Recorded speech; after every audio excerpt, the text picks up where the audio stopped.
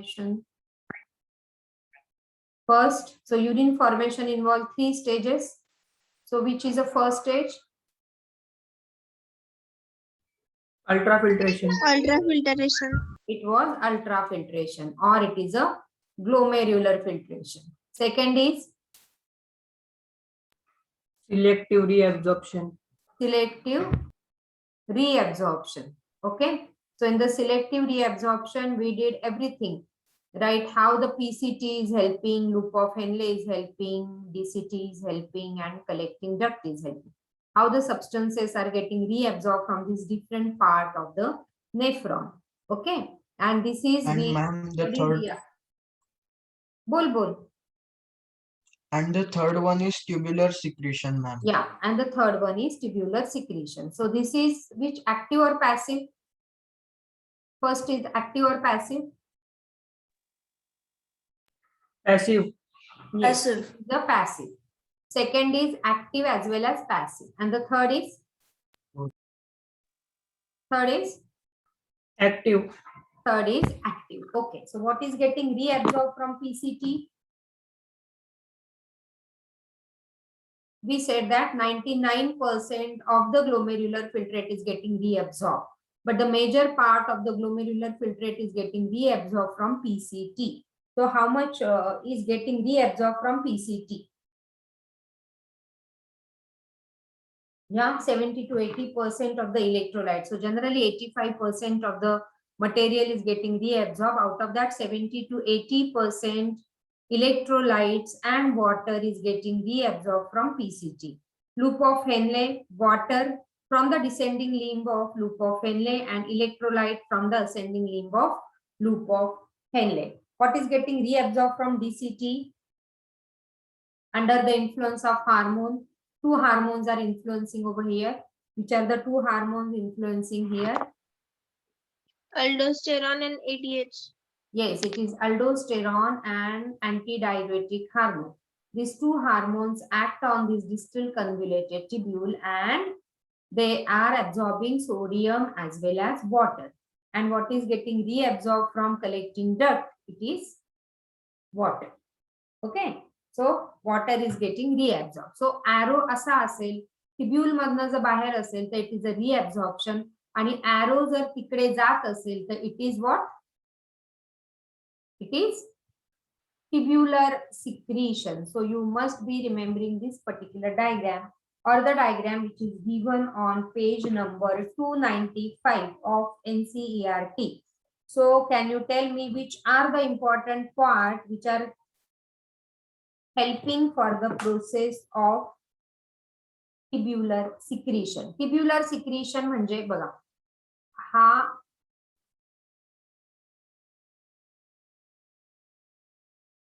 Okay, इकडनं जर arrow असा जात असेल तर दॅट इज अ रिअब्झॉर्प्शन, आणि arrow त्याच्याकडे जात असेल, नेफ्रॉन कडे जात असेल तर that is a tubular secretion.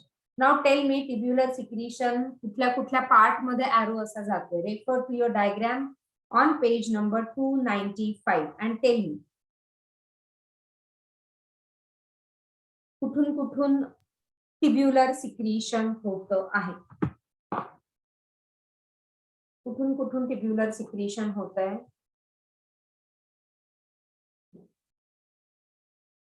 Yeah, refer to page number 295.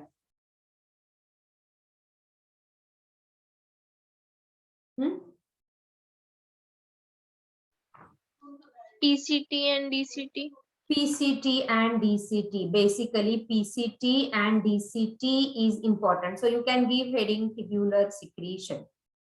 Give heading tubular secretion. Okay. Leave a space for drawing diagram or draw the diagram in short over there. So tubular secretion, basically it is an active process and that is happening in PCT, DCT and even in collecting duct. Diagram मध्ये नाही दाखवलंय, but yes, collecting duct is also helping for the process of tubular secretion. So what is a tubular secretion? Okay, now see, during the urine formation, the renal tubule secretes certain excretory substances from blood to the peritubular capillary into the filtrate. काय बोलले मी कळलं? During the urine formation, epithelial cells of renal tubule चे जे epithelial cells आहेत, they secrete excretory substances from blood into the peritubular capillary. म्हणजे ह्याच्या surrounding मध्ये कळतंय का मी काय बोलतेय? ह्याच्या सराउंडिंग मध्ये सगळ्या ब्लड कॅपिलरीज आहेत इथे सगळं पेरिटिब्युलर नेटवर्क आहे आणि हे इथलं peritubular network is loop of हेनलेचं peritubular network is called as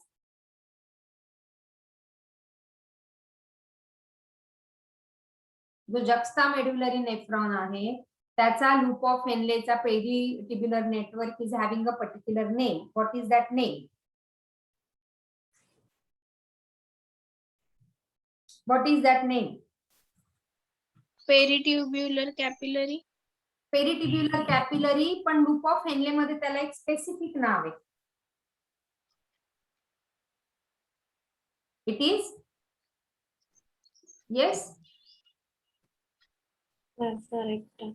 yes, it is vasa recta. So the peritubular capillary in the juxtamedullary nephron is a vasa recta आणि कॉर्टिकल नेफ्रॉन मध्ये तो vasa recta नाही. आता टिब्युलर secretion कसं आहे बघा. मी एक छोटासा इथे असा नेफ्रॉनचा अगदी थोडासाच पार्ट काढतेय. सो टिब्युलर सिक्रीशनचा डायग्राम तुम्ही पण असा काढू शकता. ओके, सो ह्याच्यामध्ये येणारे ग्लोमेरुलर नेटवर्क. सो ग्लोमेरुलर काय हा काय आणि इथे हा ग्लोमेरुलस आणि हे जाणारे काय दिस is Efferent arteriole. and this is efferent arteriole. Okay, आणि efferent arteriole mug is now forming the peritubular capillary. So this is a peritubular capillaries formed by the nephron, formed by the efferent arteriole. Okay, आता इथे number 1 process झाली. कुठली झाली number 1 process? Ultra filtration glomerulus मध्ये झाली. Number 2 process आपण काय बघितली की कुठून कुठे जाते नंबर 2 प्रोसेस मध्ये मला सांगा. इथून जे काही होतं एक्स्ट्रा, सगळं जे काही एक्स्ट्रा इथे होतं ते इकडनं इकडे गेलं ना. नेफ्रॉन मधनं जे बाहेर गेलं, आपण काय म्हटलं, नेफ्रॉन मधनं जे बाहेर गेलं ते काय झालं? टिब्युलर रिएब्झॉर्प्शन. ओके, जे इथे सगळे सबस्टन्स आणि फायनली इथून जे बाहेर पडणार आहे ते काय आहे? युरिन. फायनली नेफ्रॉन मधनं जे बाहेर पडणार आहे ते urine which contains excreted substances. बघा हे कळतंय का? Excreted substances. हे ऍग्री का? कारण इथे हा ग्लोमेरुलर फिल्ट्रेट जेव्हा आला तेव्हा ह्या ग्लोमेरुलर फिल्ट्रेट मध्ये काय काय होतं? ग्लुकोज होतं, खूप सारं पाणी होतं, अमायनो ऍसिड्स होते, Na+ है ना, Cl- हे सगळं आपण बघितलं ना. Na+, Cl-, HCO3-, हे सगळे युरिन मधनं बाहेर सोडणं इज नॉट ऍडवायझेबल. बॉडीचं खूप नुकसान होतंय. म्हणून काय होतंय की हे सगळे परत ऍब्झॉर्ब करतायत ब्लड कॅपिलरीज मध्ये आणि मग परत ते सर्क्युलेशन मध्ये जातात. बरोबर आहे? So this was a second step जी काल आपण बघितली. टिब्युलर रिएब्झॉर्प्शन, त्या सगळ्या नेफ्रॉन मधनं सबस्टन्सेस काढून ते परत ब्लड मध्ये टाकणं is a tubular reabsorption. Okay okay, so first 2 मध्ये काय होतंय बघा. Tubular reabsorption from filtrate, from glomerular filtrate into the blood.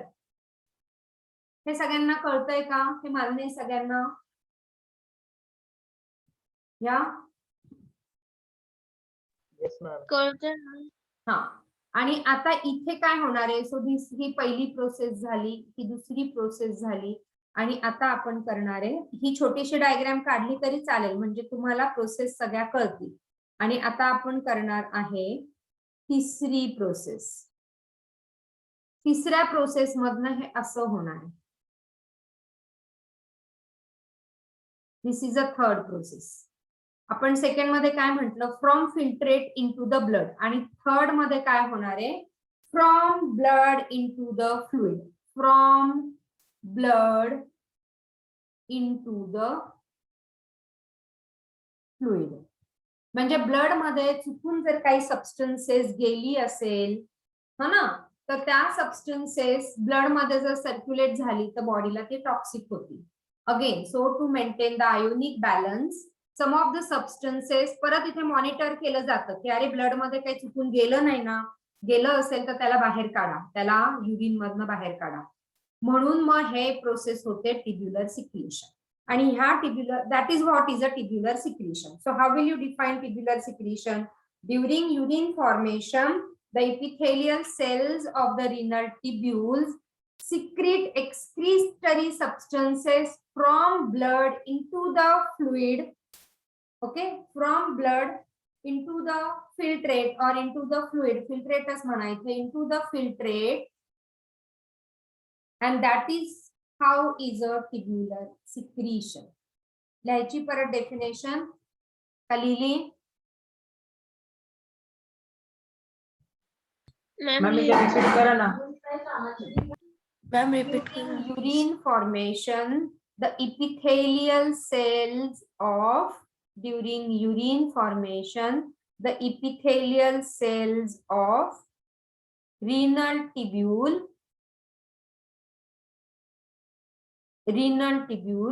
secrete excretory substance from the blood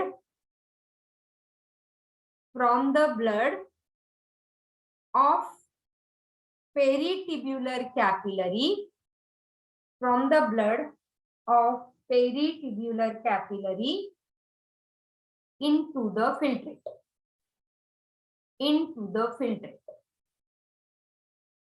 The process is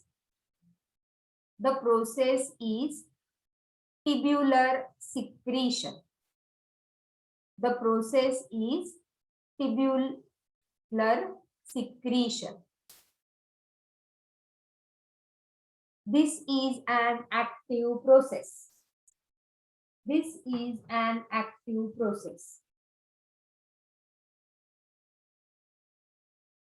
And why it is importance of this is काय आहे?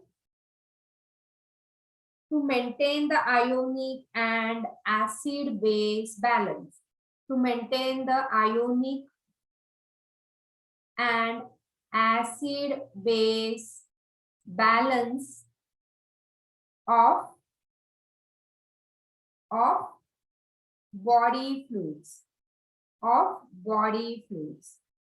So this is important to maintain the ionic and acid base balance of the body fluid. This tubular secretion is important. Okay, आता question येतो कुठून कुठून काय होतं, तर चला सांगा मला. डायग्राम बघा, एरो टुवर्ड्स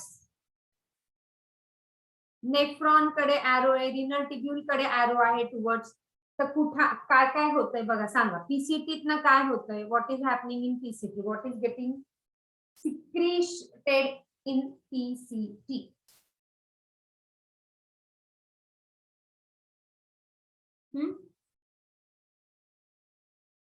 पीसीटी मध्ये कसलं सिलेक्टिव्ह सिक्रिएशन होतंय? H plus and NH3. Yeah, it is H plus and NH3. H plus and so PCT मध्ये लिहा तिथे. In PCT it is H plus NH3 plus की minus? NH3 plus की minus? Plus. काहीच नाही ना, तो मॉलिक्यूल आहे ना, मग त्याला प्लस कसं म्हणणार आपण? NH4 असता तर आपण त्याला NH4 प्लस म्हटलं असतं, पण it is molecule. So ammonia, okay, some amount of, हे तुमच्या एनसीईआरटी ने दिलाय, परत some amount of K plus, okay, creatinine creatinine, uric acid, drugs,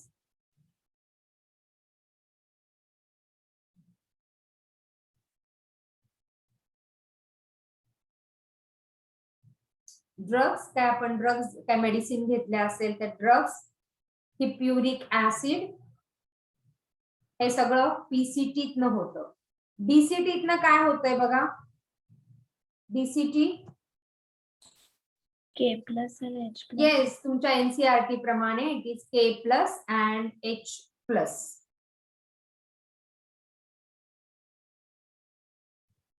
आणि कलेक्टिंग डक्ट मधनं पण के प्लस आणि एच प्लस होतं. ओके, कलेक्टिंग डक्ट मधनं पण के प्लस आणि एच प्लस.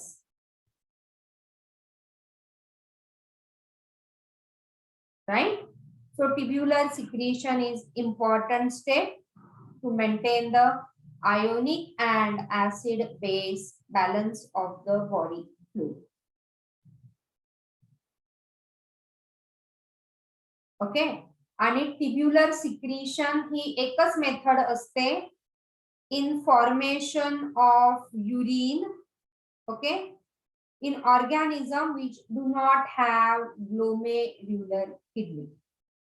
म्हणजे ज्यांना ग्लोमेरुलर फिल्ट्रेशन नाहीये, ज्यांना ग्लोमेरुलसचं नेटवर्क नाहीये, ओके, अशा ह्याच्या फक्त ट्युब्युलर सिक्रिशन एवढंच होतं. मग असे कोण आहेत? So certain marine fishes, certain marine fish and desert amphibian.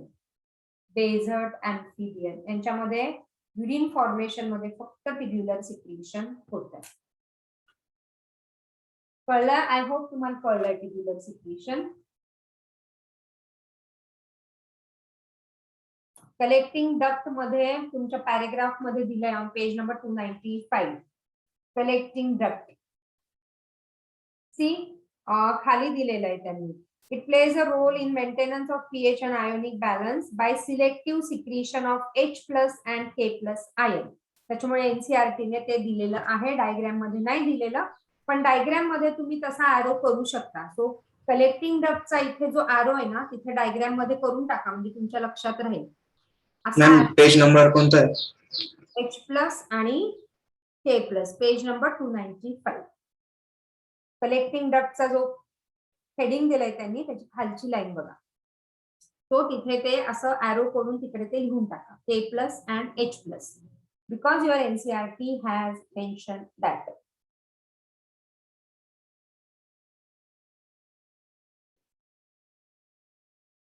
Okay, so that is how is the tubular secretion. बघू आपण स्लाइड मध्ये पण दाखवलंय.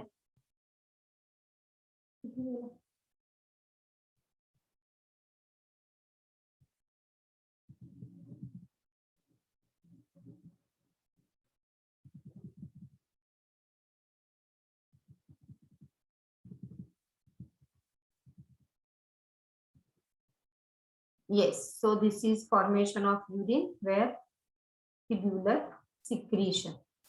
So this tubular secretion blood मधनं काही वस्तू घेऊन परत त्या नेफ्रॉन मध्ये टाकायची. ओके, कारण ब्लड मध्ये त्या एक्स्ट्रा आहेत म्हणून ते परत त्याच्यावर वॉच करून त्या परत ब्लड मधनं युरिन मध्ये टाकण्यासाठी ॲरो बघा. So during the format tubular cell secrete substances such as ammonia, H plus and K plus ion. Basically हे 3 मेजर आहेत जे ब्लड मधनं घेऊन परत ट्युब्युल्स मध्ये टाकलं जातं. So this 3 are major in tubular secretion. Mention in your NEET points. Ammonia, H plus and K plus important in the process of tubular secretion.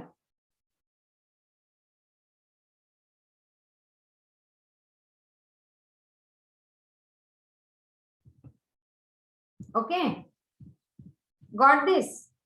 So these are the 3 methods of urine formation. I hope the things which are very clear to you.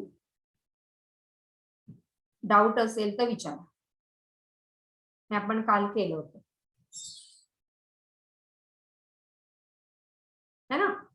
So हे जे आहे this is a tubular secretion. H plus ammonia, K plus परत H plus आणि इथे मी तुम्हाला म्हटलं होतं परत इथे लिहून ठेवा H plus and K plus as your NCERT has mention that. Okay, and so what is now the chemical composition of urine? Urine formation झाल्यावर what should be the chemical composition of this urine? बोला. आपण केलेलं आहे chemical composition पण केलंय आपण. 95% water, Yes. So composition of urine 2% salt, 95% water, 2% salt, नंतर 2.7% urea and urea, we are ureotelic animal. We are ureotelic animal. And 0.3% other material like some drugs आहे, uric acid आहे, uric acid आहे, vitamins A, dyes A, and all these things. So we excrete. What is a normal pH of the urine? 6, Yeah, so pH of the urine is 6. Okay, pH and on an average, see 25 to 30 gram of urea is excreted per day. 25 to 30 gram of the urea is excreted per day. 2.7% म्हणजे approximately this much of urea. Okay, and urine is pale yellow in color because of the pigment. urochrome, Yeah, it is because of the pigment urochrome. Urine, chrome, color. So which is giving color, and 1 to 1.5 liter of the urine is excreted. Okay. आता हे परत इकडे एक summarise point आहे. C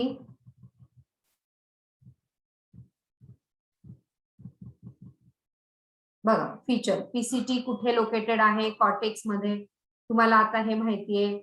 मेड्युला loop of Henle goes in medulla, ascending limb in medulla आणि BCT परत cortex आणि connecting duct cortex आणि मेड्युला मध्ये. हे माहिती ना.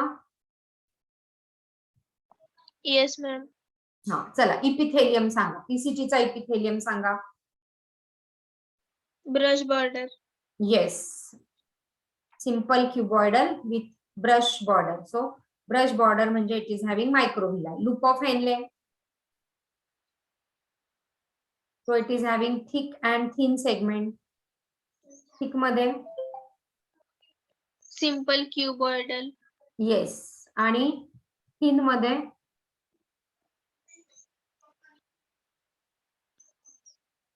thick मध्ये simple cuboidal आणि thin मध्ये simple squamous because the cells are flattened असल्यामुळे वरचा जरी तो thick असेल तरी खाली तो thin होऊन जातो.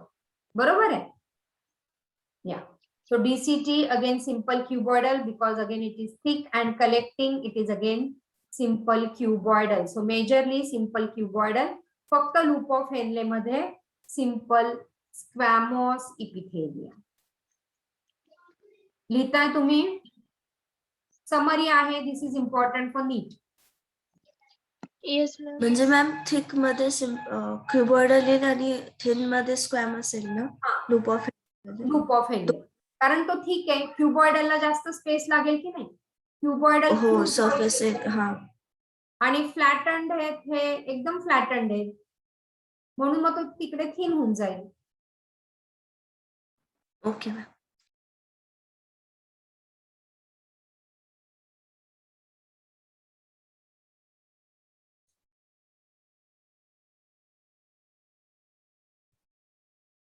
पुढे जाऊ. yes ma'am, yes ma'am. Okay, permeability to water बोला. Is it permeable? PCT is it permeable? Yes और नो म्हणायचंय फक्त.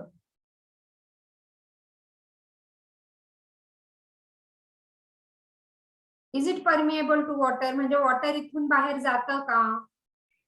Yes ma'am. Yes, so it is permeable. Look into your diagram. Look into the diagram. Yes, it is permeable. Descending limb, is it permeable? Yes. Yes, it is Yes. permeable. Ascending, पाणी जातंय का बघा बाहेरून तिथे? नाही. नाही, so it is No. impermeable. DCT इथनं पाणी जातंय बघा. Refer to 295 diagram 19.5 NCERT. Yes. Yes, it is permeable. आणि collecting, त्याच्यात पण जातं. yes, it is permeable. So only impermeable to water is ascending limb of loop of Henle. बाकी सगळे permeable आहेत. Only impermeable. Okay, so important again for NEET.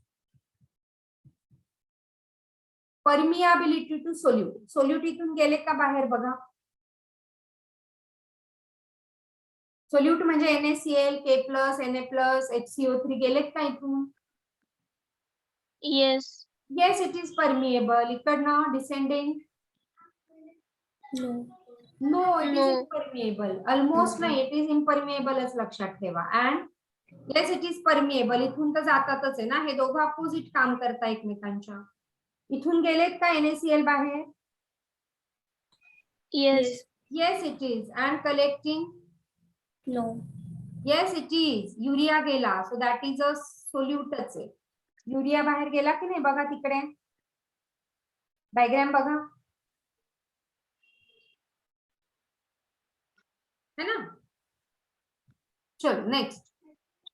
Water रिअब्झॉर्प्शन. PCT इथनं water रिअब्झॉर्ब होतं आहे का? Yes. येस होतंय. ऑब्लिगेटरी. ऑब्लिगेटरी म्हणजे काय? Compulsory. कंपल्सरी, मस्ट आहे त्याला. पाणी ऍब्झॉर्ब करणं त्याला मस्ट आहे. याला पण मस्ट आहे. इकडनं जातच नाही पाणी, रिअब्झॉर्ब होत नाही. फॅकल्टेटिव्ह आहे म्हणजे डिपेंड्स. ब्लड व्हॉल्यूम कसा आहे. ब्लड मध्ये जर पाण्याची लेवल कमी असेल तर मग काय होईल? एडीएच सिक्रीट होईल आणि तो पाणी रिअब्झॉर्ब करेल. म्हणजे याला कंपल्सरी नाहीये. It depends upon the hormone ADH. आणि ह्याला पण सेम कंपल्सरी नाहीये. Depend upon the hormone ADH. ADH secrete झाला म्हणजे मग ब्लड मध्ये पाणी कमी आहे आणि जास्त पाणी तो ऍब्झॉर्ब करतो. युरिन कॉन्सन्ट्रेट करतो. युरिन मधनं पाणी जास्त जाऊ देत नाही. कळतोय? ऑब्लिगेटरी आणि फॅकल्टेटिव्ह. फॅकल्टेटिव्ह मनमौजी, त्याला वाटलं तर करेल नाही तर नाही करणार. ऑब्लिगेटरी कंपल्सरी बिचारा करेलच, त्याला कंपल्शन आहे. हो की नाही? तुमचा अभ्यास तुम्हाला फॅकल्टेटिव्ह आहे, वाटलं तर करता नाही तर नाही. तसं ते फॅकल्टेटिव्ह. ओके, चलो next point. Na+ active reabsorption. हो ना? का? कारण मायक्रोव्हिलाय, brush border, so many mitochondria, हे सगळे फीचर्स त्याचे. If you are able to remember. इथून तर Na+ ऍब्झॉर्प्शन होतच नाही. 3 सेगमेंट मधनं पॅसिव्ह आणि थिक मधनं ऍक्टिव्ह. काल आपण बोललो होतो. हो की नाही? डायग्राम तुमचा जो 295 पेज वरचा डायग्राम आहे तिथेच लिहून टाका. NaCl लिहिलंय ऍरो मध्ये. इथे दिसतंय? माझ्याकडे बुक आहे, इकडे दिसतंय ना तुम्हाला? सो इथे Yes, जे ma'am. दिसतंय ह्याला ऍक्टिव्ह लिहून टाका ब्रॅकेट मध्ये, म्हणजे तुमच्या लक्षात राहील. आणि इथला जो NaCl आहे त्याला पॅसिव्ह लिहून टाका. इथला जो वॉटर आहे त्याला पण ब्रॅकेट मध्ये एडीएच लिहून टाका. डीसीटीतला जो वॉटर आहे त्याला एडीएच लिहून टाका ब्रॅकेट मध्ये. इथला आपण जो वॉटर आहे त्याला पण एडीएच लिहून टाका. इथला जो NaCl आहे त्याला अल्डोस्टेरॉन लिहून टाका वरती. अल्डोस्टेरॉन म्हणजे तुमचं book should be your Bible. What I said, you only refer to NCERT and HSC. कोणी किती नोट्स दिल्या तरी आपलं आपलं फक्त बुक रेफर करा.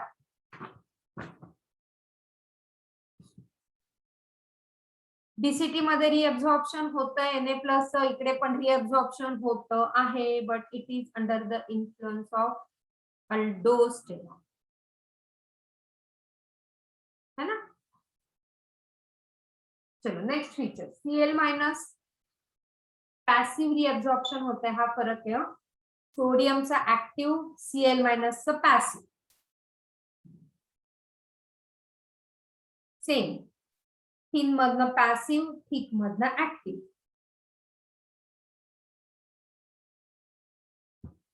It is reabsorbing as per the need.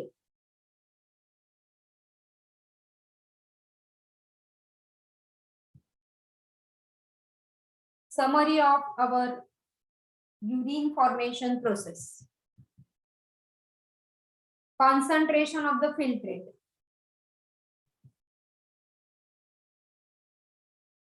Compared to plasma आहे हा. Compared to plasma, so it is isotonic. पण फिल्ट्रेट मध्ये पाणी जास्त आहे, मग कम्पेअर आपण हायपोटोनिक का म्हटलं होतं, फरक कोण सांगेल मला? And this is concentration of the filtrate compared to plasma. आणि आपण इथे हायपोटोनिक का म्हटलं होतं, which was compared to cortex, त्याच्या आजूबाजूच्या रिजनच्या कंपॅरिझन मध्ये. कळतोय फरक? Yes or no? Yes, ma'am. Okay, इथे बघा, इट इज हायपरटोनिक कारण पाणी निघून गेलं बाहेर. हिअर इट इज हायपोटोनिक कारण सॉल्ट निघून गेले. Here it is isotonic again कारण सॉल्ट आणि वॉटर निघून परत ते वरती गेलंय. So isotonic to plasma and it is hypertonic. So finally urine released is hypertonic. काल आपण ह्याच्याबद्दल बोललो. परत आपण काउंटर करंट करतोय पुढच्या सेशन मध्ये. सो फुल अटेन्शननी बसायचंय.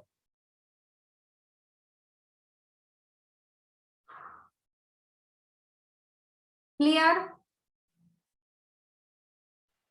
Yes, ma'am. Yes, ma'am. काय चेंज करू? Yes, ma'am.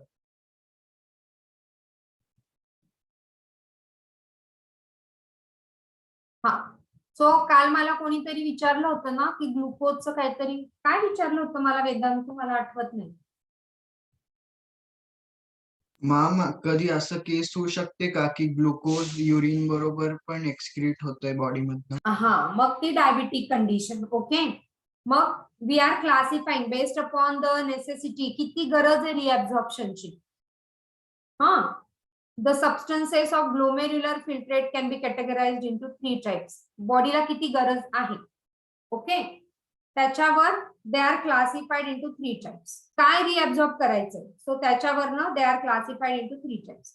High threshold substances, low threshold substances and no threshold. A threshold किंवा it is a no threshold substances. High threshold substances म्हणजे बॉडीला हे पूर्ण ऍब्झॉर्बच करायचे आहे, त्याचा लॉस बॉडी सहन करू शकत नाही. सो ते कंपल्सरी बॉडीने ऍब्झॉर्ब करणं गरजेचंच आहे. So that is a high threshold substances. कळतंय? मग हाय थ्रेशोल्ड सबस्टन्सेस कुठले कुठले येतात बघा.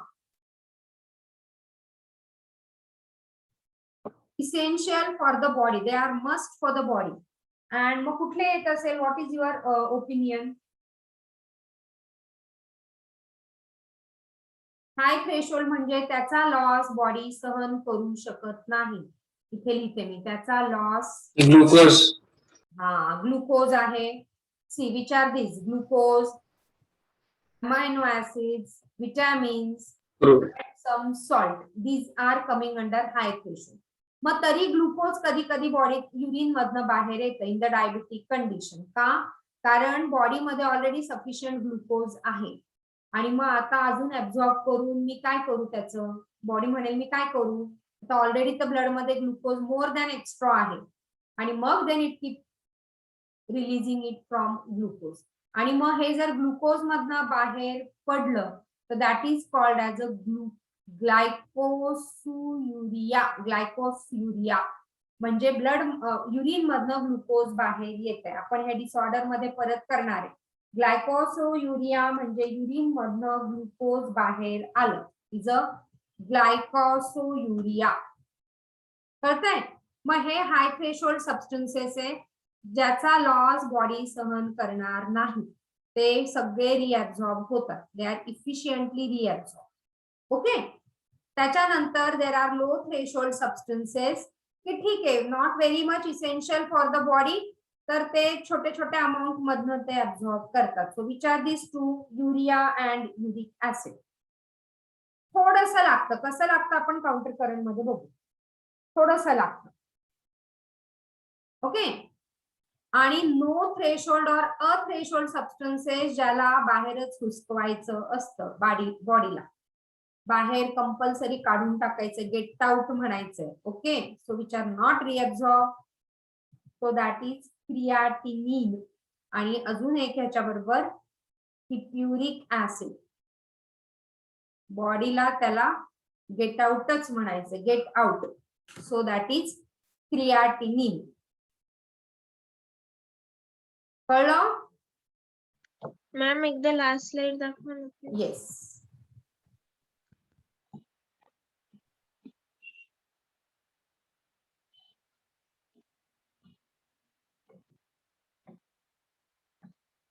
Done ma'am.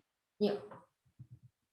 So these are the substances. So am I solving your doubt, Vedant? Yes, ma'am. Yeah. So a substance is excreted in the urine only when its concentration in the plasma exceeds. So आपल्याला 80 to 120 milligram per 100 ml असं काहीतरी glucose लागत असतं. So unit मला confirm करायला लागेल. पण तेवढ्यापेक्षा जास्त जर प्लाझ्मा मध्ये असेल तर मग ते युरिन मधनं बाहेर पडायला लागतं. Okay. So this is a high threshold. Urea low threshold आणि क्रियाटिनिन नो थ्रेशोल्ड और अ थ्रेशोल्ड. ओके. ठीक आहे. आता हा व्हिडिओ किती मिनिटाचा आहे मला माहित नाही, मी प्ले करते.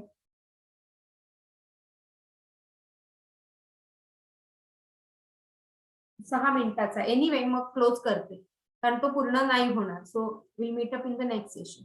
ठीक आहे. Yes ma'am. Okay ma'am. कोण ऍबसेंट आहे आज? 11च दिसत आहे मला.